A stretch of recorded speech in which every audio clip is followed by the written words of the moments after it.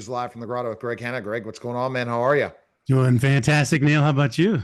Fantastic. And our guest today is New York Times bestselling author Lincoln Child. Lincoln, thanks for stopping by. It was interesting. I talked to your co-author about the story of how you guys really just rocked it out as writers. And it's a dream, isn't it, Lincoln, for every writer to get to where you're at? Yes, it is. It's a dream it's the whole industry has changed. When I was young, the bestseller list had three or four big names on it, and you had to try and join that small club. And I remember my agent saying we were lucky that we were branded in time. We'd established a following. But now, if you look at the list, there's so many books coming out that every week 90% of the names change, and I don't know any of them. It's Well, a whole new business. Lincoln, let me Yeah. ask you a quick question. Co-authoring across so many books is rare, and impressive, I think. But what's one strength that each of you brings to writing uh, in this table right now with the Badlands, and what made that especially strong, do you think? Well, originally I was in a book editor, and Doug was a writer of nonfiction. So he took on the lion's share of the writing initially. I had written a lot of stuff as a kid, but like most people, I saw how much work was involved in getting anything published.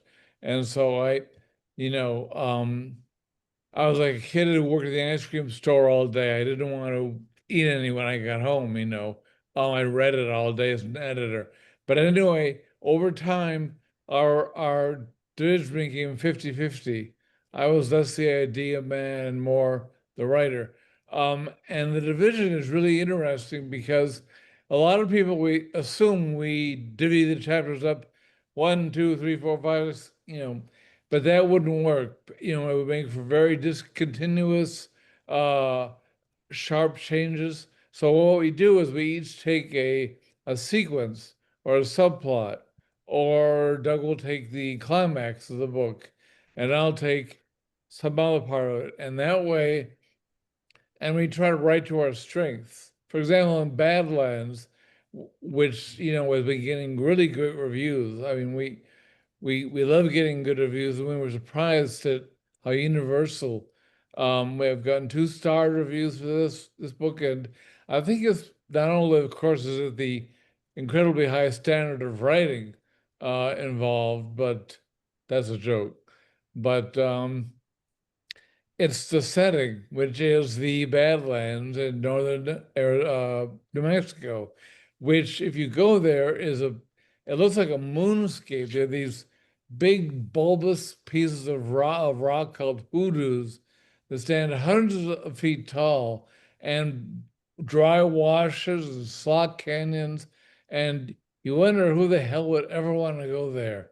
Although Doug went camping there 2 weekends ago, so I guess he's right now en route from his house in Santa Fe to Maine, which is why he couldn't join us.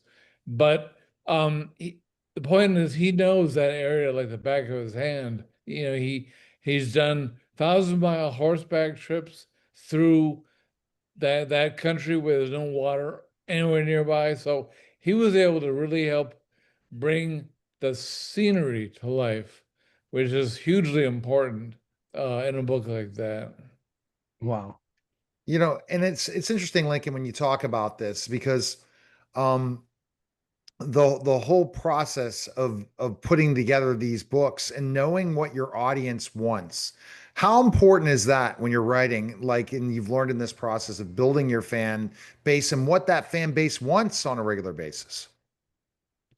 Uh, it's been a process of learning partly from what we want to see happen to our characters. I mean, for example, our biggest character is an FBI agent named Pendergast, and we did not expect he would take over our books, far less lead us by the nose on all these, investigations of his. So partly it's the organic process of writing, and is seeing where it leads you. And with two authors, of course, there's twice as many ideas.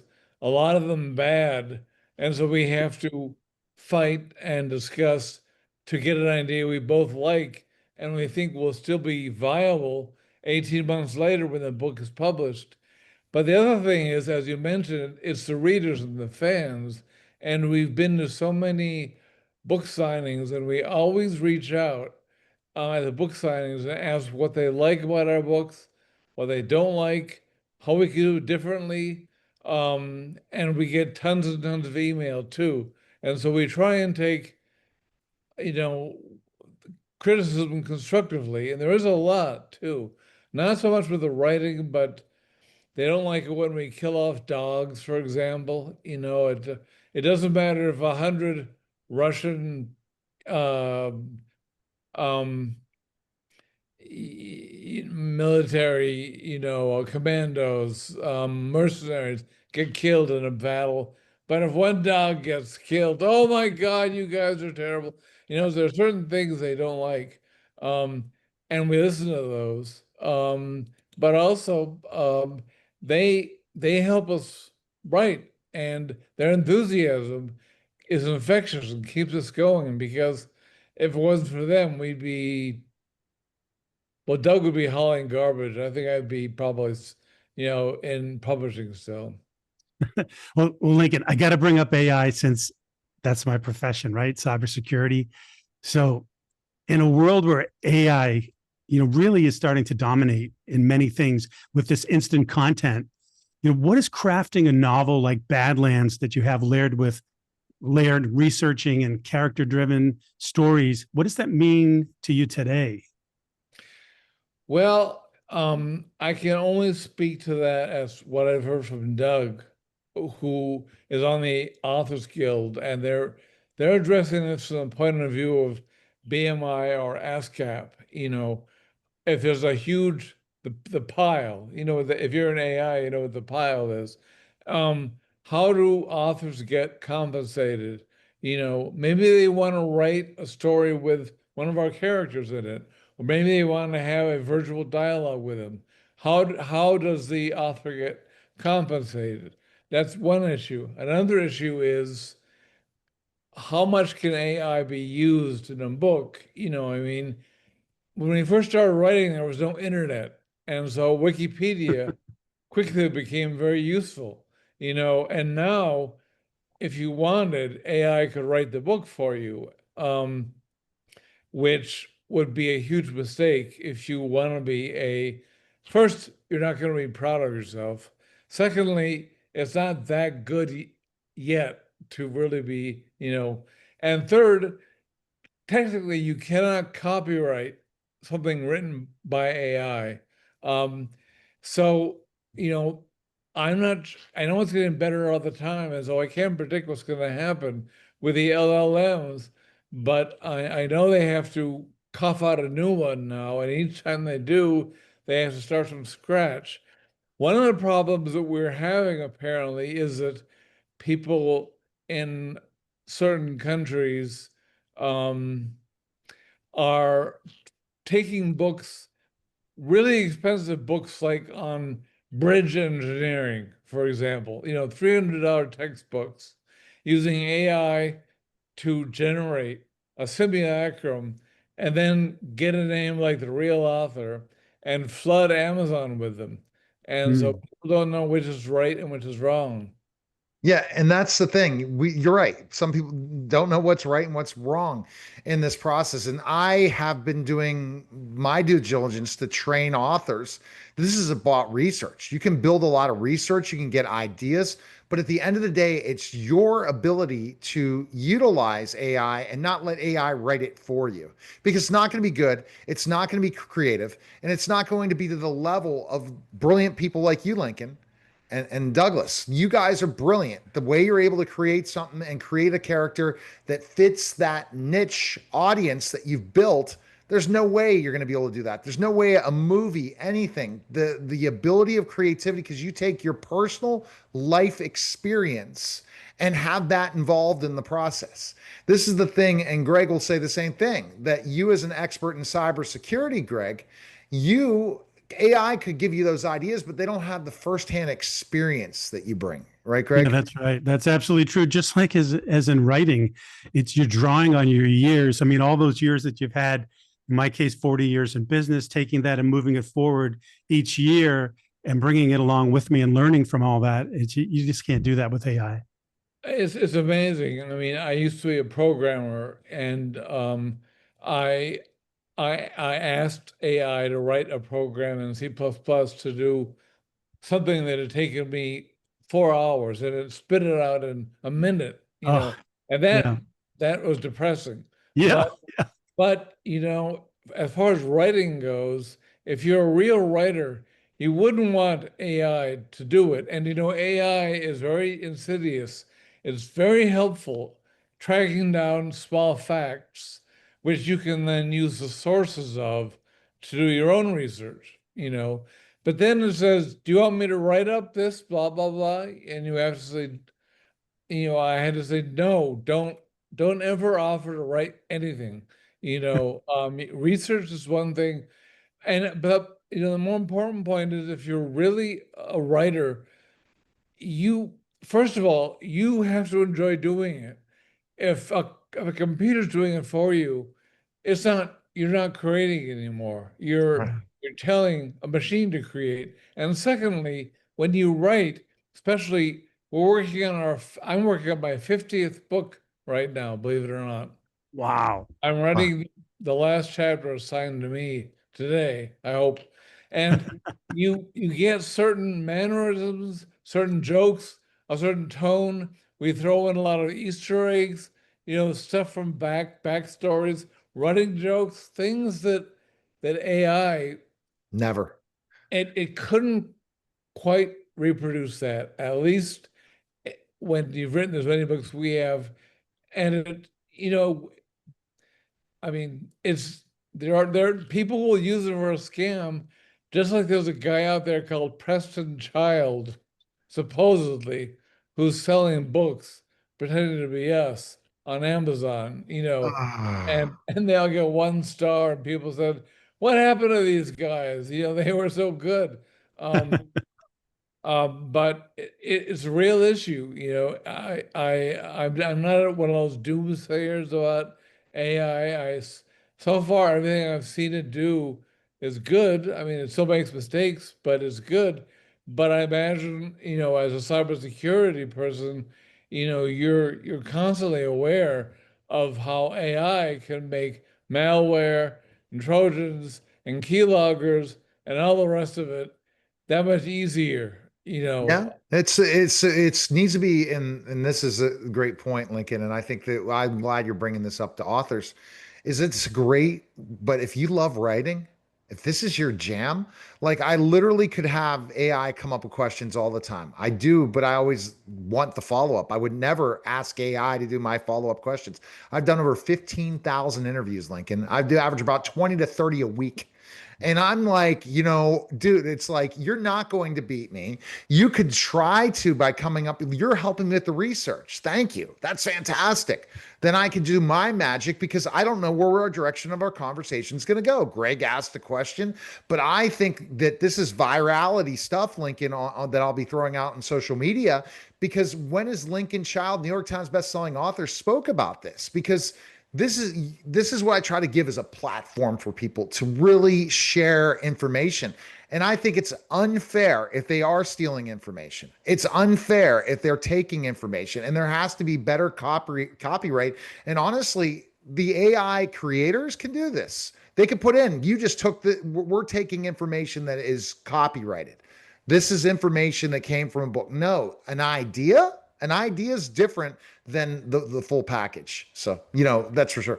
I wish I could figure out for my authors that I represent, Lincoln, how can I make you a Lincoln Child? That's the thing. Meaning, how can I make you like you are what so many authors would pay millions of dollars to hear from your knowledge and Preston's knowledge of how they did it. Because guess what? It's the dream of every author to become who you become, having a fan base, going to these autograph signings. I think Greg could share about that too, right, Greg? Lots of people just like that would love to be these guys. No, they definitely would. And that's a great segue to what I wanted to ask you next, Lincoln. And so looking back on your careers, and you can answer for Douglas also since he's not here, now at Badlands, what moment or milestone are you most proud of, and where do you see your storytelling heading next, especially since you're finishing that last chapter? Well, before I answer, I just wanted to say, to Neil's point about where we are now, I'm very lucky, very blessed, and have worked hard to get here. But I, on the other hand, look at my fellow authors, many of whom I'm friends with, who've got these boutique series on Netflix or HBO or Apple, and I myself have come within a whisker, 5 times of getting it happen to our books. And at the last minute, it gets rubber stamped by some executive at the last level, and it's really frustrating because I know, and our audience knows, and they're always asking us that our characters would be perfect for a miniseries, or each book could be a season. And so there's always something that I'm looking up at saying, damn it, what, um, but to Greg, to your point, I think that what this may not be answering your question, but Doug and I had written about 6 books. And the first book was a big success. They made a film of it. It was called Relic. Um, and then there was a sophomore slump. The second book didn't sell as well. And the third book was doing all right.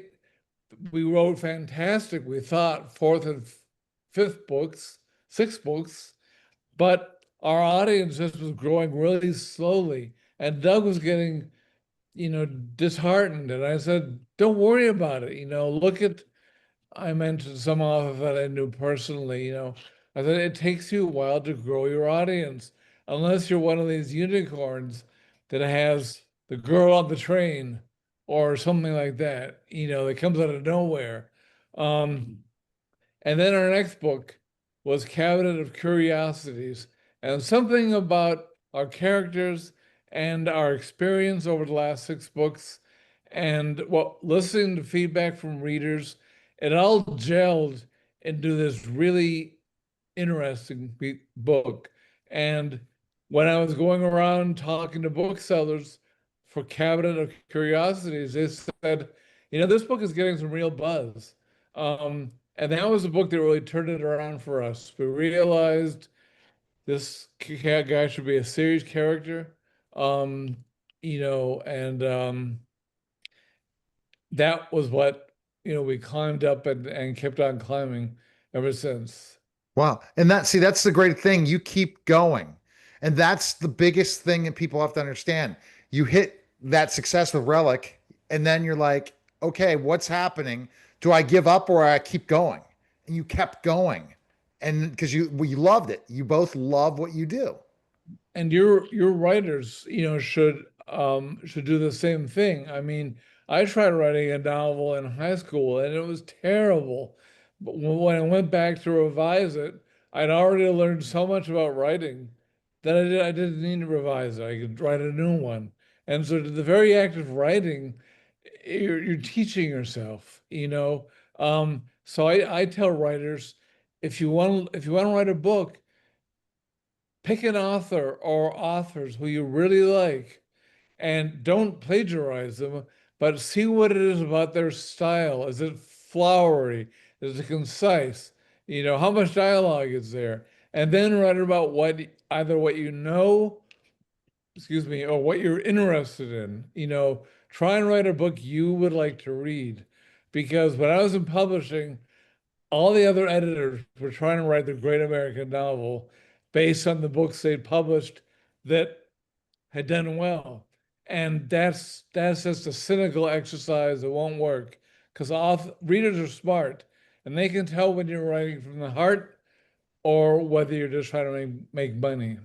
All right. So Greg has a final question, unless you have one more question for Lincoln. And this question, he's asked so many celebrities, he's gotten the opportunity to interview with me for the last 3+ years. But go, Greg.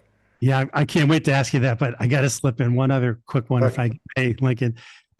So on a fun note, so what's one totally unexpected real life fact or historical tidbit that you discovered during researching Badlands that made you and Douglas both say, we have to put this in the book?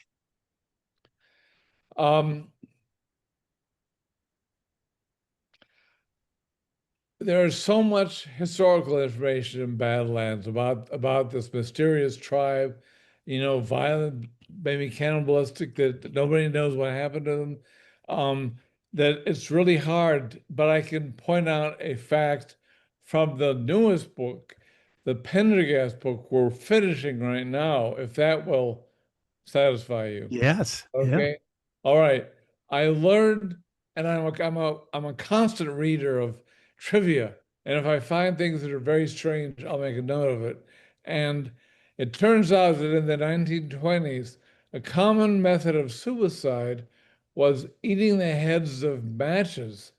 Because at the time, not anymore, you know, call a hotline, don't eat matches. Um, at the time, matches were tipped with phosphorus and other chemicals that were very poisonous. They're not any longer. And this resulted in bodies having a strange yellowish glow to them. And then the smoking stool syndrome, which I will leave alone. But I couldn't believe it when I read it. That was my first thought. And secondly, I said, we've got to sink us into the next book. And That's awesome. I can't tell you how often people thank us for introducing them to a new brand of clothing, a new poet, a new musician, or whatever, because we try and put in things that we're learning about in our books as well. That's fantastic. That's a huge, funny anecdote. I appreciate that. All right. So here we go. Get back to a little bit serious note. Not too serious, though. And, a lot of this is for me and anyone who hopefully is listening to this. Learning from others is, I think, one of the biggest gifts you can have as a human being that can walk, talk, and listen and learn. So tell me, Lincoln, what do you feel is the most important thing in life that you have ever learned?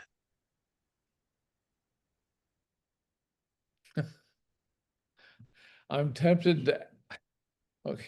I uh